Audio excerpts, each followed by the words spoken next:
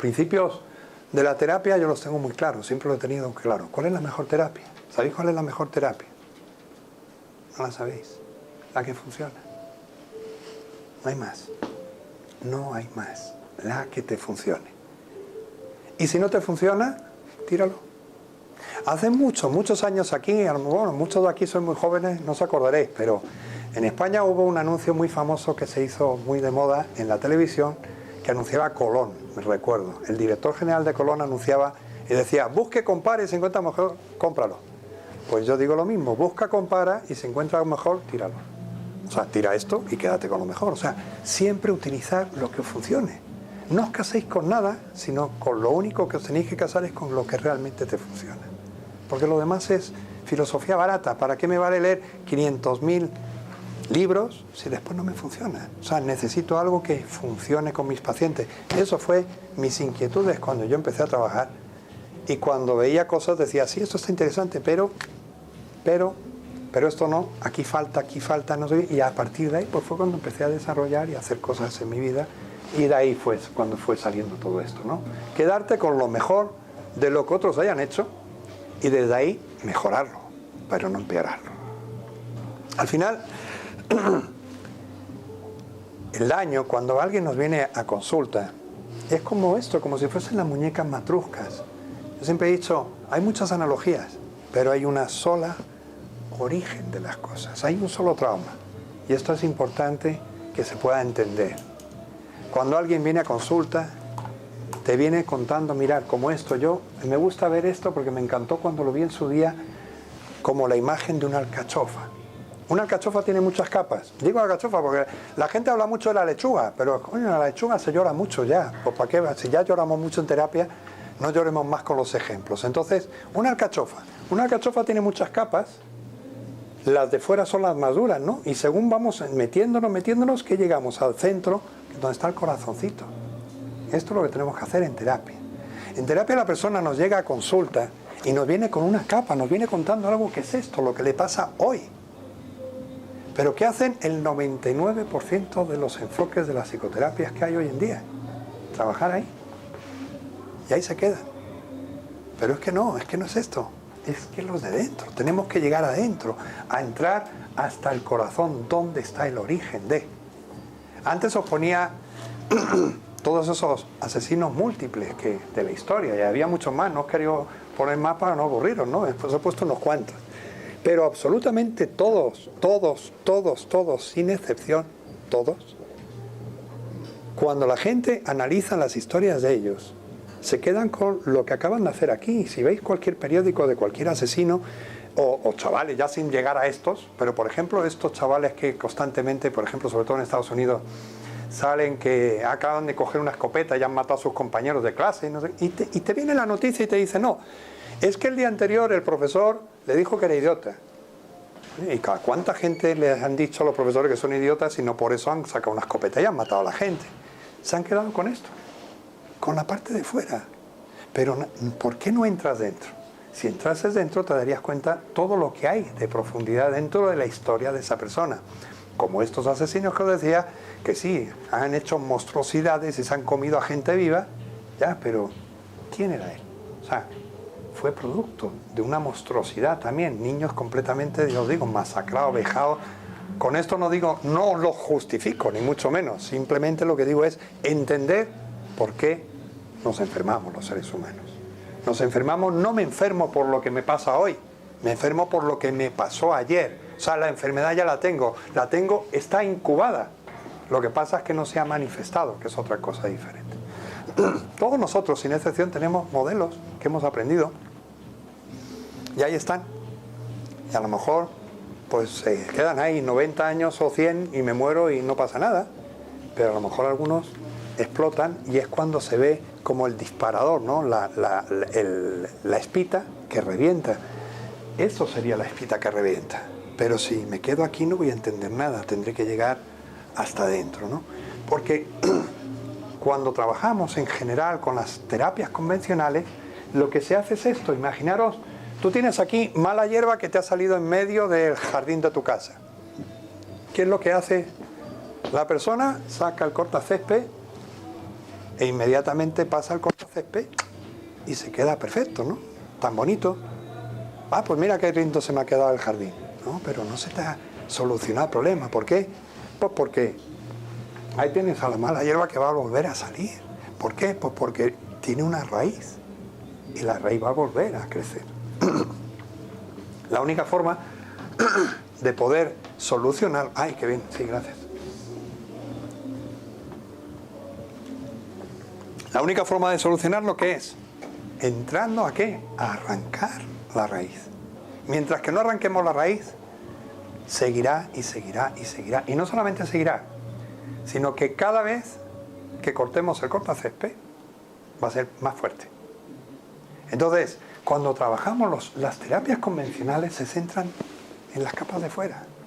Lo que te pasa hoy, tú vienes hoy a consulta por un problema que has tenido con tu pareja, con tu jefe, con el de allá, o porque tienes miedo a no salir a la calle, yo qué sé, o te da miedo a hablar en público.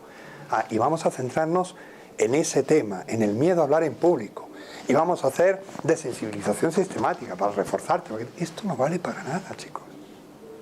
No vale para nada. Estamos tocando la parte de fuera, la superficial. Tenemos que llegar a entender de dónde le llegó a este señor el miedo para poder hablar en público. ¿Cuál es el origen? ¿Por qué no puede salir alguien a la calle? ¿Por qué le da pánico un ascensor o un señor que tiene bigote? Me da igual. Eso es el origen. Y el origen, desde luego, no está aquí. Está allá, mucho más en las profundidades. ¿Y en dónde están las profundidades? Antes os hablaba de 2 hemisferios cerebrales.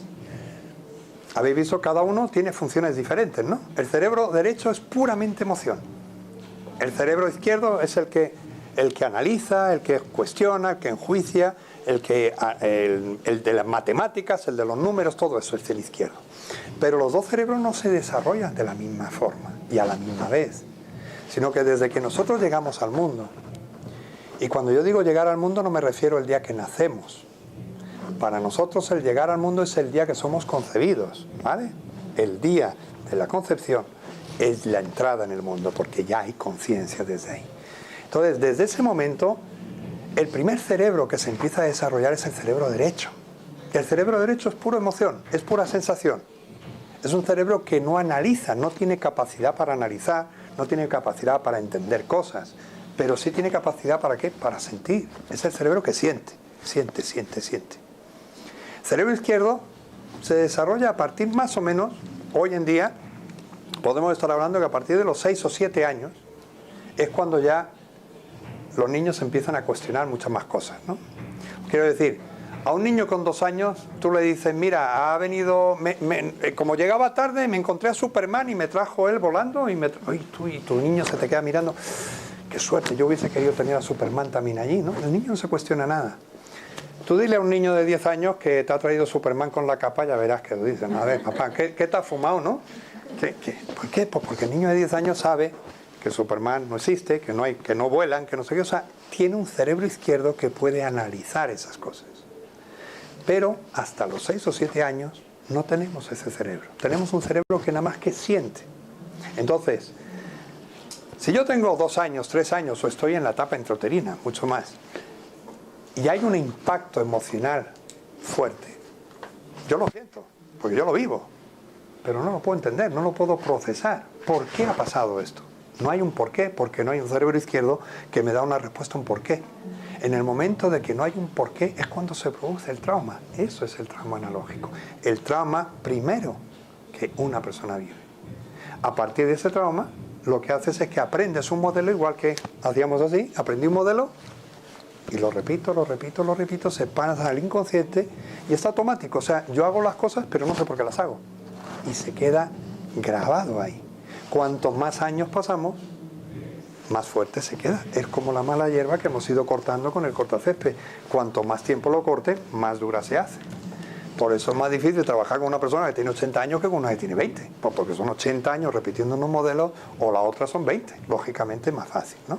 Pero es esto. Entonces, cuando nosotros trabajamos, no podemos entrar jamás a quedarnos aquí fuera, en la parte, en las capas de la cachofa, allí fuera. Eso no es. Esto no te vale para nada, porque lo que se hace en el mejor de los casos es contención, o sea, contengo, como la cortacésped he cortado, bueno, de momento, Ya, pero de momento, pero dentro de una semana, ¿qué? Dentro de una semana está la mala hierba otra vez. Todo lo que no sea llegar a la parte del el origen, donde está la raíz enfermiza, el origen, y arrancarla, pues de poco valdrá. Si os fijáis en las psicoterapias constantemente, ¿cuántas veces a la gente? O sea, yo estoy harto de escuchar a lo largo de mi vida. He tenido pues como más de 30.000 experiencias de pacientes. Y estoy harto a lo largo de mi vida de escuchar siempre lo mismo, ¿no? Estuve 5 meses haciendo no sé qué y volvió, y volvió, y volvió. Claro que vuelve, y aparte cada vez que vuelve con más capas y con más colmillos retorcidos, como yo digo, que llegamos a tener los seres humanos, ¿no? Este es el problema. Tenemos que llegar al origen. Mientras que no lleguemos a la raíz, no valdrá para nada. ¿Y la raíz dónde está? De los 6 o 7 años para atrás. No busquéis más para adelante, no está. Cuando alguien nos viene y nos dice, no, es que yo tengo un trauma pues porque cuando tenía 25 años me pasó no sé qué.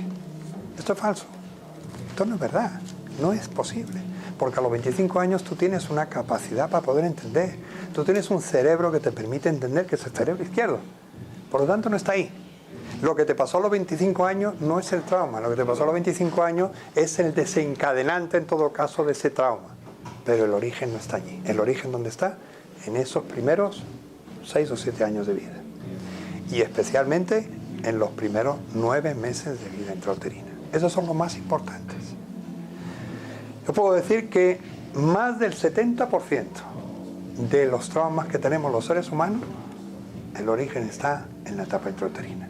Esos 9 meses de vida son fundamentales. Pero pensar, mirad, es muy claro. Pensar, yo pongo muchas veces algunos ejemplos, porque a mí me gusta las cosas ponerlas con ejemplos para que lo podáis entender. A ver, si nosotros de repente, imaginaros que aquí empieza un tiroteo, o ahí fuera en la puerta. ¿Qué hacemos todos? Yo he vivido 3 tiroteos en mi vida, dando cursos además, en un tiroteo en algún país por ahí. Todos al suelo, inmediatamente lo primero que hicimos, todos al suelo, obvio. Sin moverse nadie. Cuando pasa un ratito, ya los primeros que levantan un poco la cabeza, ¿no? A ver. ¿Y después qué? A ver quién sale. Sal tú, Luis, que eres el profe. No, que salga este hombre, que es los hombres, que es más fuerte. Y él, no, las señoras primero. Claro. Pero mirad, o sea, somos un grupo de adultos. Acaba de pasar una cosa que ha durado 15 segundos y mirad cómo nos ha condicionado a todos. Y cuando salgamos, ¿cómo salimos por la puerta? ¿Salimos así? No, salimos así, ¿no? 15 segundos y 20 personas condicionadas con eso. ¿Cómo carajo no nos va a condicionar 9 meses de vida? Donde estoy recibiendo impactos de lo que es ese mundo de fuera. Yo no sé lo que es el mundo de fuera. Yo lo oigo, pero no sé. ¿Y cómo sé que es el mundo de fuera? En función de lo que me cuenta mamá. Lo que vive mamá es lo que me llega a mí. Porque mamá y yo estamos conectados, somos una conexión total. Mamá está contenta, yo estoy contento. Mamá está triste, yo estoy triste. Mamá genera una serie de sustancias químicas, esas sustancias llegan a mí. Porque hay una conexión neuroemocional, o sea, hay una serie de sustancias que llegan. Tenemos una vía química, que es una conexión con un cordón umbilical, una placenta y un líquido amniótico que me conecta con mamá. Y mamá está contenta, me llega dopamina. Mamá tiene miedo y me llega adrenocorticotropina. Mamá tiene muy estrés y me llega cortisol. O sea, en función de lo que mamá vive, yo lo vivo igual. Pero solamente que yo no entiendo lo que vivo. Porque yo no tengo capacidad, acordaros. Yo no tengo todavía el cerebro izquierdo que me puede interpretar lo que me pasa. Yo nada más que tengo el cerebro derecho, que es el que vive, el que vivencia, el que siente. Pero no sé lo que pasa. Entonces lo único que sé es que allí hay tiro. Coño, no quiero salir. Obvio. Y cuando salga, ¿cómo salgo al mundo? Acojonado. Somos producto de eso. Y esto es lo que es importante de tener en cuenta. Por eso, las personas que están embarazadas es tan importante de trabajar ahí, de entender, hey, que tengo que estar bien, que tengo que amar a mis niños, que tenemos que estar tranquilos con esto, porque si yo estoy desestabilizada, mi hijo va a vivir una desestabilización y va a pensar que el mundo es una mierda, que el mundo es hostil, que el mundo es una agresión. ¿Cómo voy a salir? Estoy condicionado a eso, ¿vale? Nuestro trabajo es un hilo conductor que trabajamos con la emoción. Lo que nos enferma no son las situaciones, chicos. Lo que nos enferma son las emociones. Es que pasó aquello. No tiene nada que ver lo que pasó aquello. Es la emoción como tú la viviste.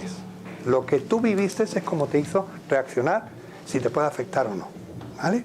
Entonces, esto es importante que entendamos. Los hilos conductores no son qué situación ocurrió, no, sino cómo viviste tú, cómo interpretaste la situación.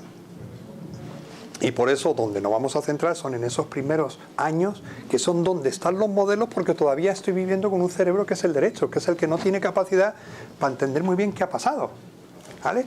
Y también es importante que entendáis otra cosa. No tiene nada que ver la carga de un trauma en función cómo lo analizamos nosotros como adultos. Porque yo desde adulto pienso, no, una violación, por ejemplo, pues sí, fuerte, eso es un trauma. Y a lo mejor te puedo decir que una persona que le han tirado el muñequito, el osito que estaba viejo, a lo mejor le ha producido un trauma más grande que al otro la violación. Porque para ese niño ese osito era toda su vida. Entonces es como vive el niño su historia de vida. No es como la vivamos nosotros ni como la interpretamos nosotros desde adultos. Esto es importante que lo entendáis, ¿vale? Fundamental. ¿A qué tipo de pacientes va la TRR enfocada? La terapia regresiva reconstructiva es una terapia exclusivamente para dos tipos de personas. Para niños y para parejas. Nada más. No podemos trabajar con ninguna cosa que no sean niños. Nosotros trabajamos el 100% con niños. No me mire a extrañar. ¿Te extraña o qué? Sí, sí, trabajamos con niños. Otra cosa es que el niño tenga 8 o que tenga 80 años. Pero trabajamos con niños. Sí, trabajamos con niños, porque acordaros, trabajamos ¿qué? Los primeros años de vida. Estamos trabajando con un niño. Yo puedo tener un señor de 60 años, no, tengo un niño, porque es un esquema de un modelo que se quedó atascado allí y sigue repitiendo el modelo que hiciste cuando tú tenías 2 años, 3 años, 5 años. Estoy trabajando con un niño, ¿vale? Y os decía antes, y también es una terapia de pareja. Siempre trabajamos con pareja. ¿Por qué? Porque trabajamos con 2 hemisferios cerebrales. El izquierdo y el derecho. El derecho es el cerebro que tiene la información. El cerebro derecho, aquí atrás, en el hipotálamo, tenemos una cosita que se llama la amígdala. Allí están todas las emociones guardaditas. Todo. Lo que tenemos que hacer es llevar con la llave para abrir y sacar esa información que está allí. Pero ese cerebro derecho es tonto. O sea, él guarda la información, no sabe qué coño guarda. Entonces, ¿qué es lo que necesita? Una persona que sepa. ¿Quién sabe? Su hermano, cerebro izquierdo, el que analiza. Entonces, este saca la información y se la da al otro. Y el otro es el que la analiza. Ah, claro, a ti te pasó esto. Los dos. Por eso, ninguna terapia, como decía, que no trabaje con los 2 hemisferios cerebrales puede funcionar. Es imposible. Porque necesita, es como un billete ¿de qué? De 50... Espérate que estoy pensando... A ver, tengo que buscar los cambios de las monedas. Sí, 50 euros. Y lo parto y digo, ven, 25 para ti, 25 para mí. No tenemos nada. Si no están los dos juntos, no vale. Esto es igual. Si no trabajamos con los 2 hemisferios, no puede funcionar jamás. Uno, que es el que tiene la información, y el otro, que es el que le va a interpretar la información. ¿Vale? Esto es fundamental, es necesario. Y al final, ¿cuál es el trabajo? Realmente, nuestro trabajo es hacer que un niño aprenda a caminar solo. Este es el trabajo. Yo tengo un niño en mi consulta y le tengo que convertir en adulto. Pero yo no te tengo que decir lo que a ti te ha pasado, ni te tengo que interpretar tu vida. Lo único que te tengo que hacer es ponerte así en el espejo para que tú entiendas tu vida. Ah, coño. ¿Quién la va a entender? La parte adulta tuya, tu izquierdo. ¿A quién la va a asesorar? A la parte del niño, el derecho. Y los dos van a jugar ellos. Todo está en la cabeza de tu paciente. Él lo sabe todo. ¿Vale? Él lo tiene todo. Pero tenéis que tener claro ese principio vosotros, a estar convencidos. Es que yo no sé, yo soy burro, yo no tengo ni idea de nada. ¿Quién lo sabe? Mi paciente lo sabe todo. Él lo tiene todo en su cabeza. Déjale que quien lo tiene sea capaz de interpretarlo. Además, no cometeremos fallos, no cometeremos bestialidades que lamentablemente muchas veces la gente llega a terapia y en lugar de ayudarle les dejan peor, ¿no? Pues imagínate en manos... Siempre he dicho, estamos bastante peor los que estamos aquí que los que están allá. Eso no me cabe la menor duda. Entonces, ¿en manos de quién te pones? Y realmente esta persona tiene procesado su vida. No te estará proyectando cosas de su vida. ¿Cuántas veces hay proyecciones que el terapeuta... Digo, en el mejor de los casos, no digo que adrede con premeditación, alevosía, pero sin querer está proyectando cosas que no son. Interpretando cosas que no tiene por qué interpretar. Entonces, cuidado con eso. Nosotros no interpretamos.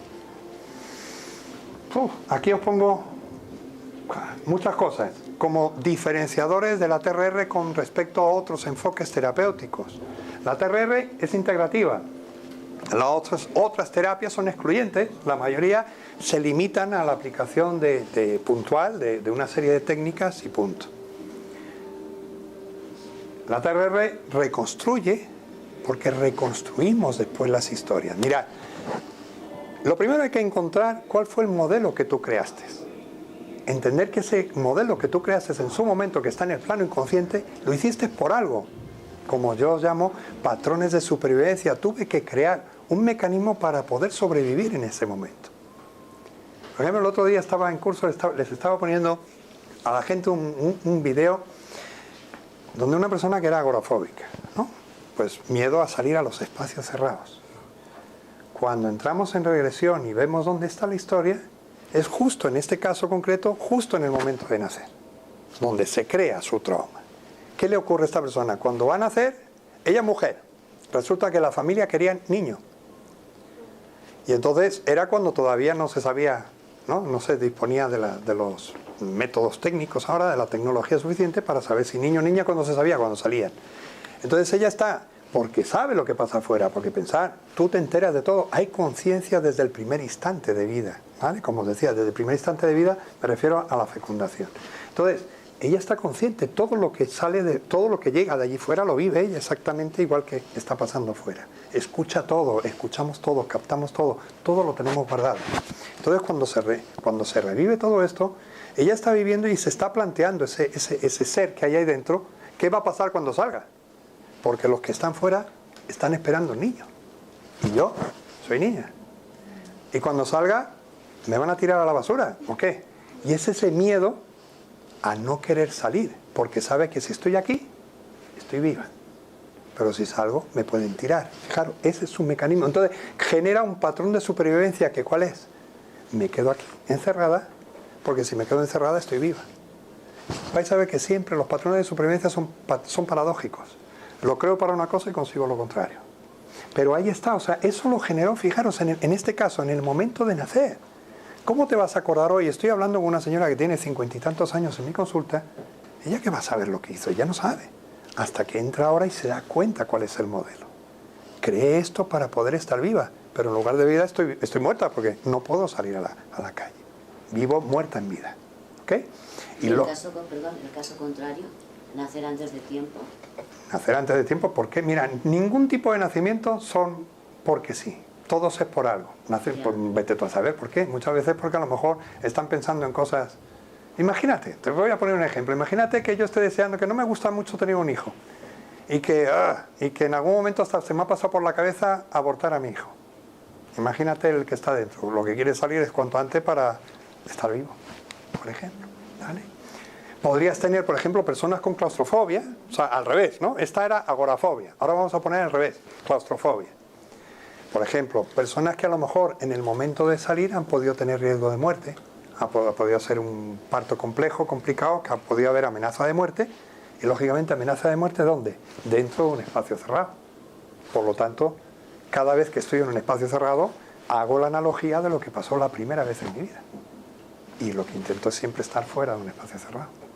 ¿Vale? Entonces somos producto, acordaros, de todos patrones de supervivencia, nos creamos modelos para poder sobrevivir. Pero esos modelos nos están jorobando la vida, en el fondo, ¿no? Perdona, a ver, quiero recordar que hace más de una década, Joaquín Grau, ¿sí, Joaquín? hablaba que en la sofrología, pues en ese tiempo, era útil para solucionar cierta problemática más o menos no muy profunda, como puede ser el miedo al agua, las arañas, al fuego, sí, todo eso que estás comentando. Correcto. Desde el punto de vista de ahora, que tú comentas de la regresión, ¿puede ser eficaz para una problemática más compleja? No, o sea, yo estoy te digo, mira, yo Joaquín era mi segundo padre, para que te hagas una idea de quién era Joaquín para mí. Entonces, le he conocido de hace 40 años.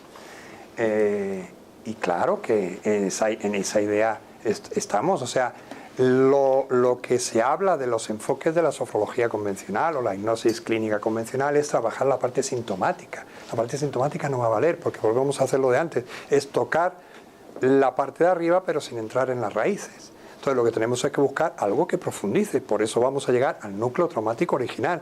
Y el núcleo traumático original está en esos primeros años de vida. Olvidaron, no están mal. O sea, El estrés postraumático, por ejemplo. Esto es un invento, esto no es cierto, esto es una chorrada, desde mi punto de vista, esto no es cierto. A ver, ¿cómo empezó el estrés postraumático? Empezó a raíz de las famosas batallitas en Vietnam, cuando la guerra, de los soldados que venían con el estrés postraumático de la guerra. Falso. A ver, imaginaros, todos nosotros hemos estado en el mismo sitio, en la misma batalla, viendo a los mismos muertos. ¿Por qué tú estrés postraumático y yo no?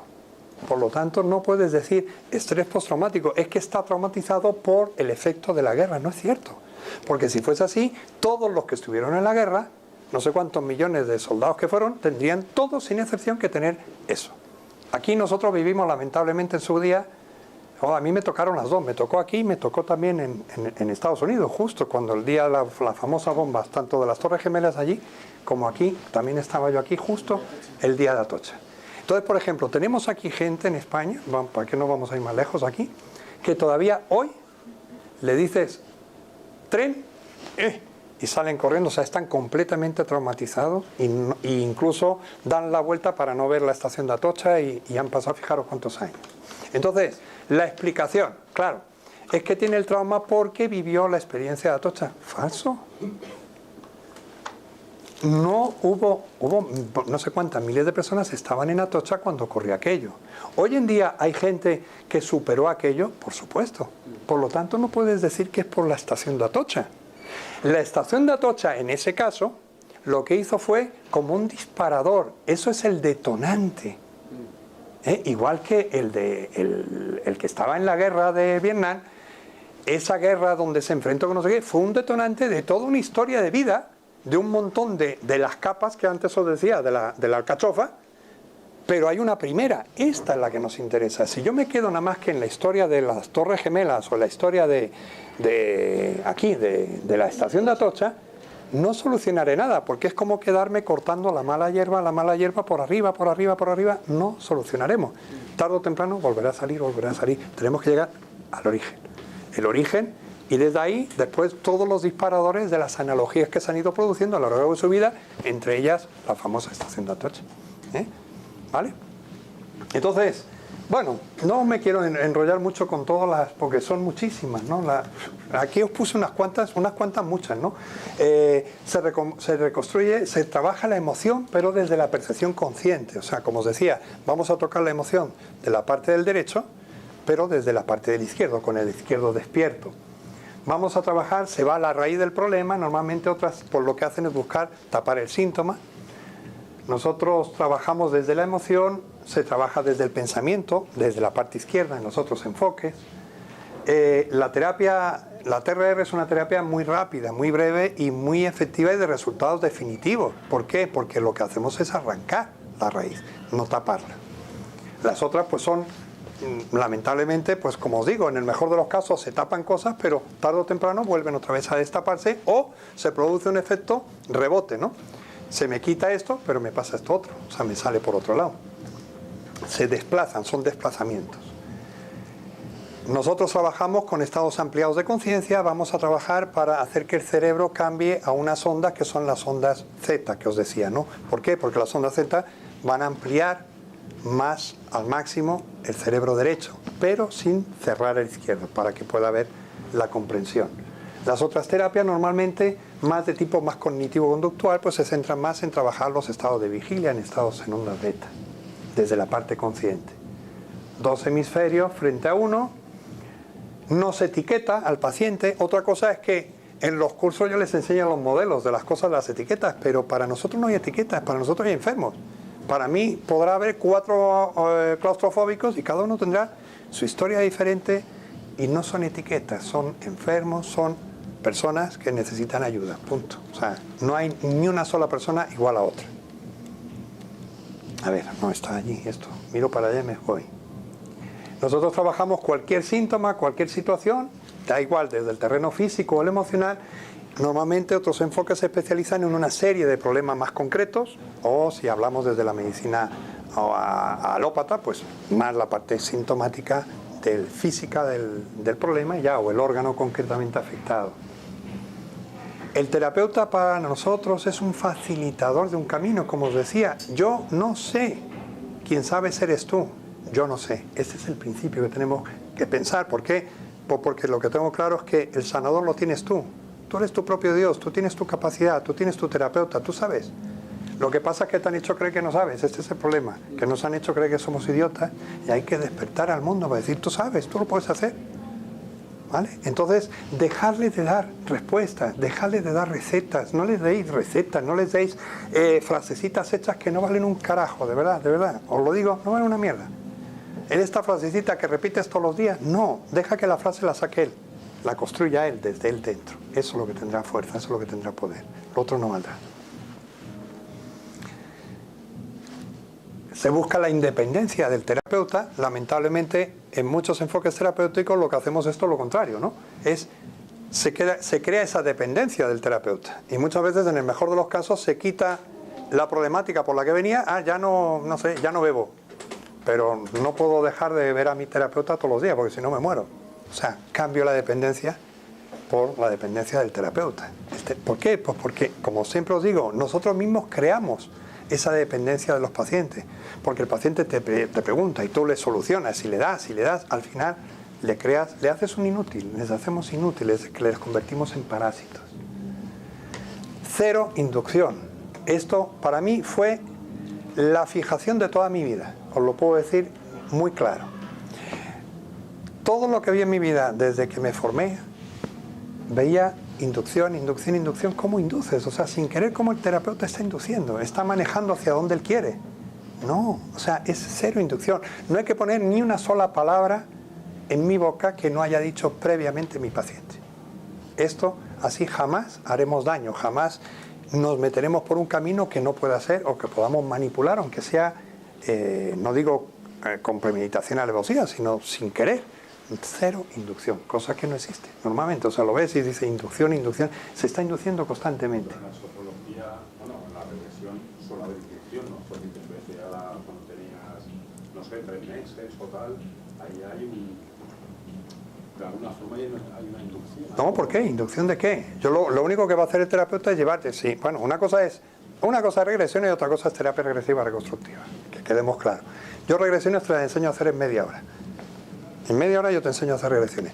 Pero terapia es otra cosa.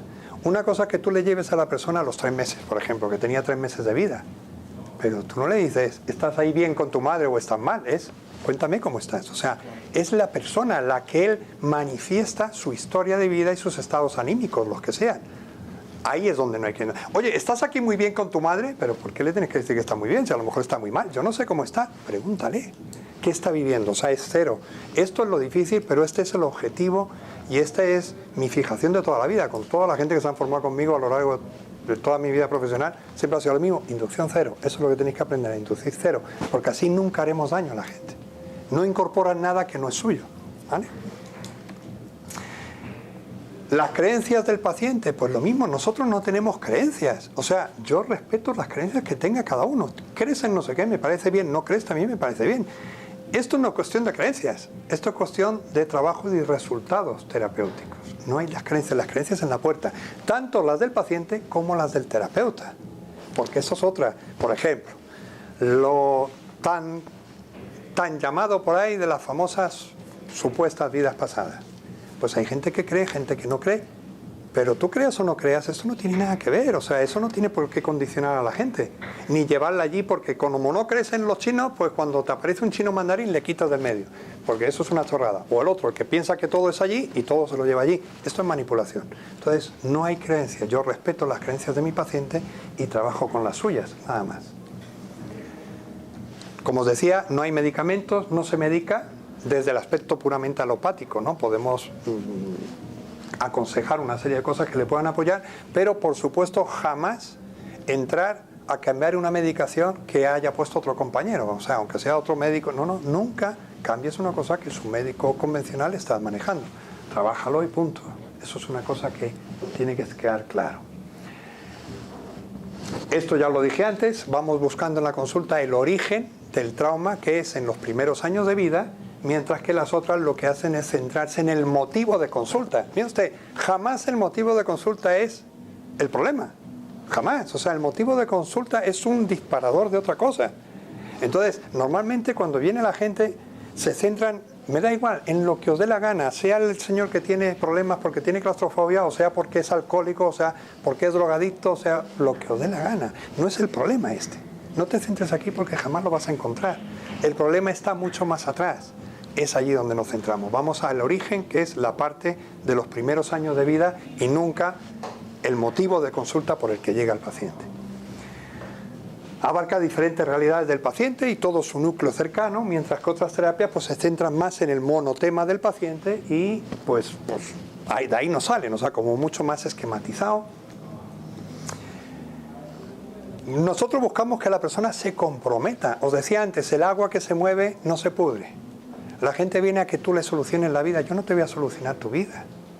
Yo voy a hacer que tú puedas ver que tú puedes solucionar tu vida. Pero tú eres el responsable de tu vida, no me hagas a mí responsable de tu vida. Yo muchas veces les he dicho a personas cuando te dicen, es que a mí no me importa. Ya, pues si no te importa, tú pretendes que me importe a mí. Pero es que es lo cojonudo, o sea, a la gente no le importa cosas de su vida y pretende que tú sí que te importa. A mí me importa una mierda tu vida. Cuando yo me vaya aquí me voy a ir tan tranquilo. O sea, tú eres el responsable de tu vida. Por lo tanto, compromisos del paciente es el que tiene que trabajar profundamente en su trabajo interno. Si nosotros le damos respuestas, normalmente en el 90% de los casos nos confundiremos. Y aunque no nos confundamos, mirad, hay una frase que yo siempre he dicho y es, por mucho que yo te cuente cómo sabe el arroz con leche, hasta que tú no lo comas no vas a saber lo que es. Claro. Déjale que lo coma, pruébalo, ahora lo entiendes, esto. Vivencia, o sea, dejar que las cosas sean vivenciales, que la gente pueda entender. El paciente toma conciencia, como os decía, y se hace independiente del terapeuta. Asume su responsabilidad de su realidad, mientras que normalmente en otros enfoques terapéuticos la gente va de víctima, pobrecito de mí, cuánto daño me pasó, qué malo era mi padre, qué malo es el mundo. Bueno, ¿y para qué mierda te vale eso? O sea, deja ya de seguir con la misma historia que llevas siempre, contando lo mismo. ¿Te ha resuelto algo tu vida eso? No, pues cambia. Acordaros la frase que os decía antes de Einstein, ¿no? Locura hacer las cosas siempre de la misma forma y pretender que cambie ya, pero sigue siendo lo mismo, sigue siendo la misma víctima, pero sin hacer nada por tu vida. Tendrás que cambiar, y si no, pues muérete, lo que tú quieras. En la TRR lo que hacemos es revivir, no recordar. Los enfoques terapéuticos normales lo que hacen es recordar, en el mejor de los casos hasta donde pueda uno recordar. Porque claro, conscientemente, por ejemplo, desde los principios de los enfoques, desde el psicoanálisis, ¿no? Papá Freud, cuando hablaba de los problemas, ¿dónde hablaba? Bueno, por los primeros años de vida, que eran importantes, sí, pues claro, pues es hasta donde él pudo llegar con un enfoque, fijaros, psicoanálisis, o sea, análisis puro cerebro izquierdo. Pues desde el puro cerebro izquierdo, ¿qué podemos recordar cada uno de nosotros? ¿Hasta dónde podéis recordar? Yo no sé, uno los 5 años, los 4, los 3, los 2, pero a medida que vamos más para atrás, lógicamente cada vez es más difícil poder recordar cosas. Y no solamente recordarlas, sino cómo están manipuladas en los recuerdos, ¿no? Porque yo a lo mejor tengo un recuerdo que se ha podido transmutar y cambiar a lo largo del tiempo, de los años de mi vida, ¿no? Pero en el mejor de los casos podré llegar hasta determinado momento, pero desde luego nadie va a recordar cuando tenía 6 meses y mucho menos cuando estaba de 6 meses dentro de la panza de mamá. Eso no se puede recordar, pero sí lo tenemos. Está grabado. ¿Dónde? En la vida. Y vamos a entrar a revivenciarlo, a revivirlo. Por eso vamos a entrar con cerebro derecho, por eso cambiamos los estados de conciencia y vamos a entrar en un hemisferio que nos permite revivir, sacar la información a través del hemisferio derecho. Se trabaja lo que el paciente necesita y no lo que yo quiero que tú necesites. No, sino lo que... A lo mejor ni siquiera el paciente sabe lo que necesita, que normalmente suele pasar, no sabe ni lo que necesita, pero eso lo vamos a encontrar, lo vamos a descubrir y vamos a trabajar eso, que a lo mejor no tiene nada que ver con lo que venías, el origen de lo que tú pensabas que era. ¿Vale? Se compromete, como os decía, al 100%, el compromiso es de él, no es mío, el compromiso es tuyo. Y no de la otra forma, que lo que hace es que normalmente el paciente se convierte en un consumidor pasivo de producto. Va allí a que tú me soluciones, a que tú me digas, o hacemos un rollete que estamos aquí todas las semanas y llevo 27 años contigo trabajando, ¿no? La persona que más tiempo estuve yo O sea, no que más tiempo estuve yo, sino que venía haciendo más terapia. Fue el récord, lo tiene hasta ahora una persona que lleva 32 años ininterrumpidos haciendo psicoanálisis. Ininterrumpidos, 32 años, imaginaros. Qué locura, toda tu vida. Y si estaba en terapia conmigo, pues obvio, es porque no había funcionado, ¿no? Le faltaban cosas. ¿El rol nuestro cuál es? Pues muy claro, mirad, yo lo pongo ahí, lo tengo clarísimo. Un entrenador de fútbol. Este es nuestro trabajo. Vosotros los domingos cuando salen a jugar al campo, ¿quién salen al campo y quién meten goles? ¿Los entrenadores? ¿Habéis visto entrenadores que metan goles? Son los jugadores, ¿no? El entrenador, ¿qué es lo que hace? Pues salir para prepararlo, les enseña estrategias, les enseña técnicas, pero quien salen los domingos a correr son los jugadores. Aquí, en terapia, tenemos un partido de fútbol, pero ese partido es tu partido de fútbol y tú eres el jugador. Yo soy el entrenador. Quien tiene que meter los goles eres tú, no soy yo. Esto es también importante que lo puedan entender, porque si piensan, como muchas veces la gente viene pensando para que tú le soluciones, tú le digas, tú... no te va a valer, es que esto es ridículo, no vale para nada. Todo esto, bueno, pues los roles que tendríamos que adoptar nosotros como terapeutas, por un lado, yo no sé, o sea, yo siempre, a mí me encanta cuando le digo a los pacientes, yo no tengo ni idea, yo soy burro, y se quedan así como diciendo, joder, en manos de quién me he puesto, ¿no? Si este no sabe nada, no, yo no sé nada. ¿Por qué? Porque cuando le dices yo no sé, pues tendrá que saber él, ¿no? Pues si este no sabe, pues tendré yo que saber. Entonces dejarles que sean ellos los que sean capaces de empezar a darse cuenta que sí que saben. Mostramos interés por la información que me da, pero nunca la interpreto. Y siempre que os pregunten algo, contestar con otra pregunta.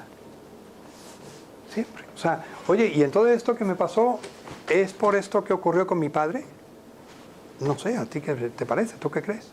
Siempre contestarle con otra pregunta, porque sean ellos los que busquen la solución. ¿Okay? Este es el trabajo que tenemos que hacer. Esto es lo que es la terapia regresiva, reconstructiva. Buscar dentro, en los trasfondos del inconsciente, que muchas veces no hay respuestas lógicas de cosas, pero están ahí, están grabadas. ¿Por qué? Pues porque se construyeron desde un hemisferio que es un hemisferio puramente vivencial, puramente emocional. Y no podemos pretender interpretar un hemisferio derecho con un hemisferio izquierdo que hoy en día está repitiendo cosas sin saber por qué las hace. Tendremos que llegar al origen, ¿vale? Y desde allí, después hacer los cambios y todas las reconstrucciones que llegan. Cuando digo hacer, no las vayamos a hacer nosotros, las van a hacer ellos, lógicamente. O sea, digamos que el trabajo, ¿cuál es? Primero, meterse, escarbar hasta llegar a donde, encontré, esto es lo que me pasó. Cuando tenía 2 meses de embarazo, cuando estaba naciendo, cuando tenía 2 años, no sé, lo encontré. Eso lo hace el paciente. Una vez que lo encuentra, es, bueno, ¿cómo todo esto está afectando a mi vida actual?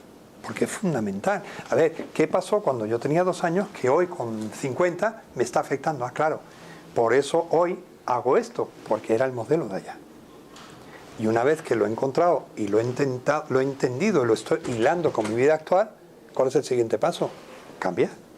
¿Qué vas a hacer para reconstruir esto y crear unos modelos diferentes para que tu vida sea una vida saludable, sea una vida placentera y no sea una vida de sufrimiento? Pero todo está en manos de él. Él es el paciente es el terapeuta, él es el Dios. Nosotros somos, por eso os digo, somos un facilitador de un camino para que tú seas capaz de cambiar tu vida. Nadie lo puede hacer contigo. Hasta aquí. Os quería contar. Esto es lo que yo os quería contar, así como punto de partida. Vosotros me queréis contar, os digo, me queréis preguntar cosas, ahora sí, preguntarme lo que queráis. Si es que queréis preguntarme cosas. Porque por poder podríamos estar aquí. A ver, no sé cómo explicarlo porque tampoco sé muy bien. Venga. Por ejemplo, una persona que no haya tenido ningún tipo de estímulo, por ponerte un ejemplo, imagínate, se da cuenta de lo que le ha pasado en el útero materno, pero como no tiene ningún estímulo... ¿Por qué no tiene estímulo? Por las circunstancias que haya tenido en la vida. Pues imagínate una persona que los padres en el útero materno, los padres no querían, había una luz ahí entre los padres... Claro, habrá tenido un montón de estímulos, pero todos negativos. Bueno, Por eso, pero estímulos tiene que tener. cuando nace no le dan amor, porque ese niño, por ejemplo, ha sido rechazado. ¿Ok? Entonces esa persona no tiene... ¿Cómo puede cambiar eso si no conoce otra... No ha tenido estímulos, ¿cómo puede...? No sé si me explico. No sé si me entiendes. No, mira. Estímulos no es cierto. Lo primero, no es que no haya tenido estímulos. Lo que ha hecho él ha sido generar... No es eso. Mira, ha tenido muchos estímulos. Muchos. Demasiados. Y precisamente esos estímulos que tuvo, como eran dolorosos para él, ¿qué es lo que hizo él? Se generó un patrón de supervivencia que, por ejemplo, puede ser: me pongo una burbuja, no siento nada y así sobrevivo. Ya, pero si hoy estás aquí en consulta conmigo es por algo. Si no, no estarías aquí.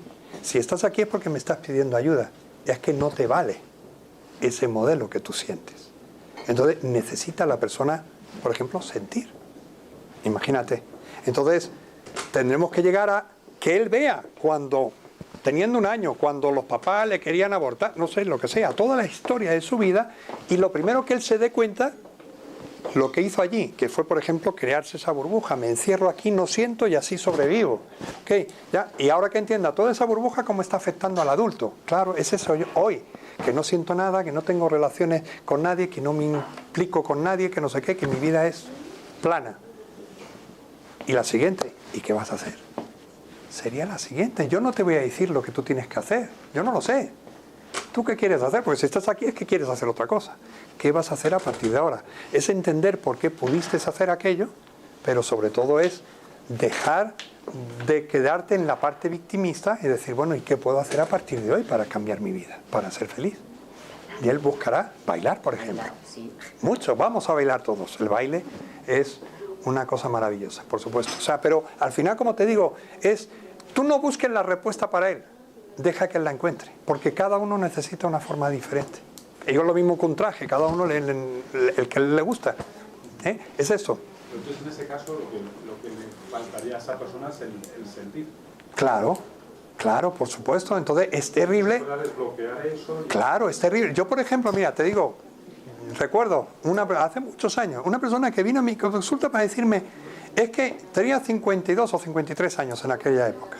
Y me dijo, yo es que lo que quiero es poder llorar. Jamás he podido tener un sentimiento. O sea, no sé lo que es eso. Estoy muerto. No sabía. Pero claro, ¿cómo? Corazón tenemos todos, sentimientos tenemos todos. Lo que pasa es que ha creado una barrera, ha creado una tapadera para poderse defender del mundo. ¿Vale? Entonces, lo primero que tenemos que hacer antes de cambiar nada es primero entender por qué eres así. Porque si no, ¿cómo voy a cambiar algo si no sé lo que tengo que cambiar? Es lo mismo, tú vienes aquí y eres un electricista y te dicen, cambia la luz que está fundida. Pues tendré que encender las luces y ver cuál es la que está fundida. Pero si me pongo a cambiar a lo loco, no valdrá. Entonces, lo que hacemos es encenderle la luz. O sea, es decir, que él llegue al momento de donde se produjo el dolor, donde se produjo el daño. Siguiente, que lo pueda entender. Tercera, que lo pueda hilar con su vida de ahora. Y cuarta, ¿cómo vas a hacer para reconstruirle? Y crear unos modelos, como os decía, que sean saludables, que sean válidos para mí, lo que yo necesito ahora. ¿Vale? Por eso digo que detrás de todo ser humano hay un sentido de vida, o sea, cualquiera. O sea, solamente el hecho de conocer esto le permitiría al ser humano en su totalidad, a la sociedad en sí, entender y ser mucho más llevadera nuestra forma de vida. Ahora entiendo al vecino, el pedorro el desgraciado, que le tengo un asco, y le tienen manía al tío porque hace una cosa. Pero si entendemos por qué lo hace, seguro que seremos mucho más flexibles y nos abrirá la mente para muchas veces, ya no te voy a decir, por lo menos compasión, ¿no? Tener más compasión de gente que muchas veces, igual que los monstruos, cuando ya con los extremos, como decía antes, decir, pues qué triste, ¿no? En lugar de decir qué monstruo, decir qué triste de vida, pobre hombre, ¿no? O sea, claro, tiene que estar sacado de la sociedad, lógico, pero entender que se generó por algo. Este hombre es producto de una historia. Todos nosotros somos producto de una historia, absolutamente todos, el 100%. Entonces, lo primero es entender quién soy yo. Pues es la primera pregunta de todas, ¿no? A nivel filosófico de la historia de la humanidad. ¿Quién soy yo? ¿De dónde vengo? ¿Para dónde voy? Pues ¿quién soy yo? Soy producto de una historia. Si puedo entender esa historia y puedo aceptar y enfrentarme a mi sombra, o sea, darme cuenta que hay una parte oscura de mí que todavía no conozco. Pero esa parte de esa sombra viene conmigo, es parte de mí. pues si no hubiese sombra no habría sol, o sea, es el contraste, es una parte de mí. Esto ya nos hace mucho más saludables, mucho más sanos. Solamente eso. La oscuridad normalmente son miedos, ¿no? Claro, total. Claro, el dolor, el daño. Y automáticamente, ¿qué hacemos? El ser humano, por instinto, ante un dolor, automáticamente es huir, ¿no? Nos tapamos, no queremos verlo, no, pero aunque no lo quiera ver, ahí está. Y por esto la gente muchas veces tiene miedo a enfrentarse. Yo muchísima gente le he oído decir, muchísima gente, millones de personas te dicen, uy, no, qué miedo, uy, meterme ahí a regresar a mi vida, oye, a ver si me voy a enterar yo de... A ver, si fue parte de tu historia, ha sido tu historia. Hay mucho miedo. Sí, pero lo que no nos damos cuenta es que esa historia es, o sea, y hoy soy producto de esa historia. Lo malo es que encima soy producto de una historia que no soy consciente de ella. Entonces, solamente el hecho de entenderla es liberador. Y digo, me cago, ahora entiendo por qué soy, cómo soy. Y a partir de ahí, ¿qué puedo hacer para cambiar? Porque tampoco nos vale la parte de victimización. Ahora entiendo por qué soy tan infeliz y cuánto sufro en la vida y voy a seguir sufriendo. No, coño, deja de sufrir, empieza a vivir, busca las formas para sanar. Esto es de lo que se trata. Por eso decía, cambiar el dolor por sonrisas, ¿no? O sea, otra forma de entender la vida, ¿no? Esto es lo que tenemos que buscar. Teniendo en cuenta todo lo que has hablado ahora, en el foco, por ejemplo, dentro de unos días me parece que van a hacer una marcha en contra de la violencia de género. O sea, basta ya la violencia de género y normalmente es castigar al maltratador O maltratadora. Sí. pero casi siempre Sí, es represión, pero no funciona. No podemos decir eso taxativamente. Bueno, pero Es género. Sí, violencia de género. Claro. Casi siempre es denuncia para que vaya el maltratador o la maltratadora a la cárcel. Sí, correcto. Entonces eso no sería la solución. No es la solución. De hecho, no es la solución. O sea, las cárceles están llenas de gente que lo único que se consigue es ponerlas peor de lo que están. O sea, eso es evidente. No es la solución. Pero la solución, como te digo, no es solamente entender que ese maltratador, si miramos a cualquier maltratador del mundo, mírale atrás, verás su historia, verás cómo él también fue maltratado, cómo fue... Y lo mismo, porque van repitiendo modelos. Pero no es sobre todo incidir ahora en trabajar con el maltratador, eso también lo podemos hacer. Pero donde deberíamos hacer no es en ellos, sino en los que van a tener niños, para que de esas personas no salgan maltratadores. Porque, como digo, si tú tienes una violencia en familia, tú tienes una serie de condiciones, ya tienes como la cepa, ¿no? Como la predisposición a que mañana puedas salir por ahí.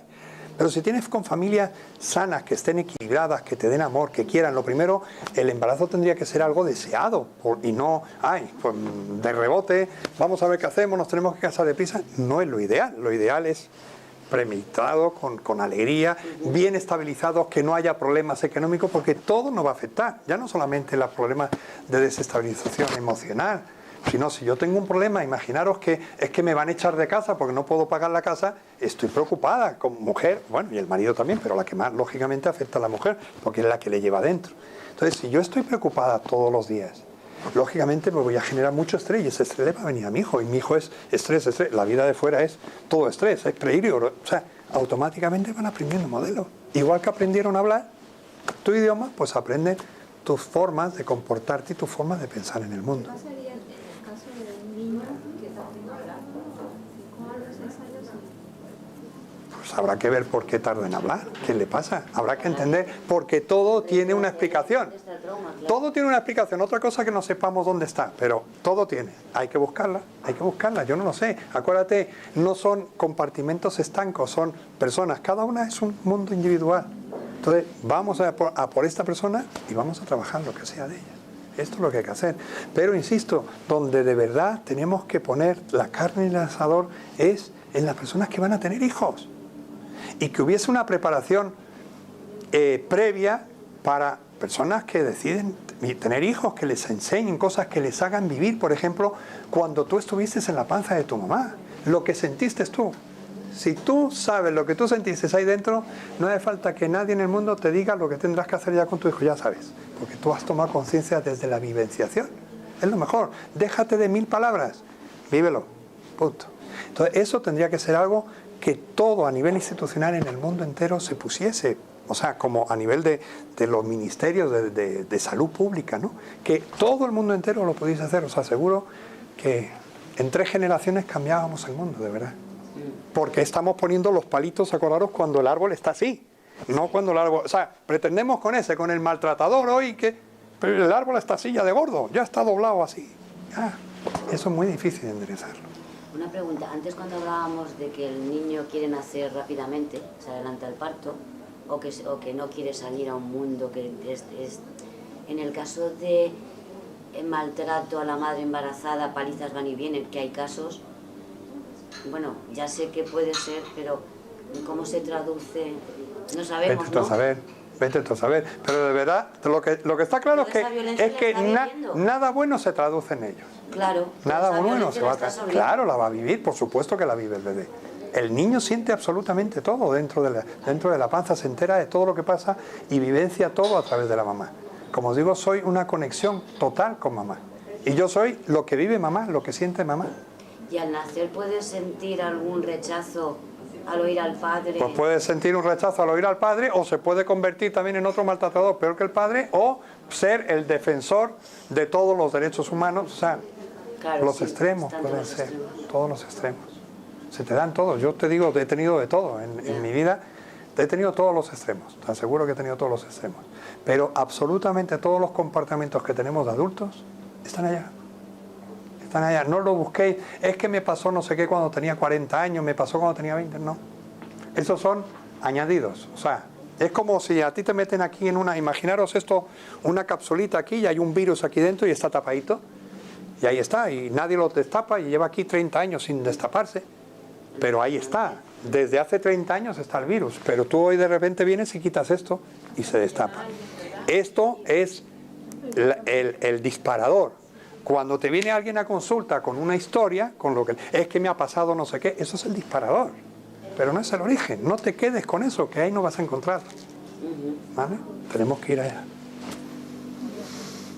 ¿Ok?